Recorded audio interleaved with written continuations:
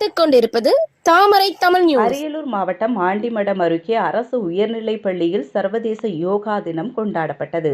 அரியலூர் மாவட்டம் ஆண்டிமடம் அருகே உள்ள குவாகம் அரசினர் உயர்நிலைப் பள்ளியில் பீனிக்ஸ் பெண்கள் மற்றும் குழந்தைகள் நல அறக்கட்டளை சார்பாக சர்வதேச யோகா தினம் கொண்டாடப்பட்டது.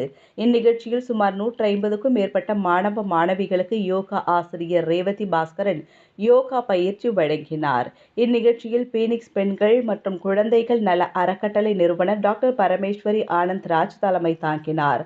பள்ளியின் தலைமை ஆசிரியர் ராமச்சந்திரன் முன்னிலை வகித்தார். இந்நிகழ்ச்சியை பீனிக்ஸ் பெண்கள் மற்றும் குழந்தைகள் நல அறக்கட்டளை செயலாளர்கள் பரமசிவம், நீலமேகம், ராமு, அன்பழகன் ஆகியோர் விழா ஏற்பாடுகளை செய்திருந்தனர். உதவி ஆசிரியர் அறிவுச்செல்வி மற்றும் ஆசிரியர்கள் சீதாலட்சுமி, வெங்கடேசன், சுரேந்திரன், அலுவலக உதவியாளர் சாந்தி ஆகியோர் நிகழ்ச்சியை ஒருங்கிணைத்து வழங்கினர். இறுதியில் உடற்கல்வி ஆசிரியர் முத்தமிழ்ச்செல்வன் நன்றி கூறினார்.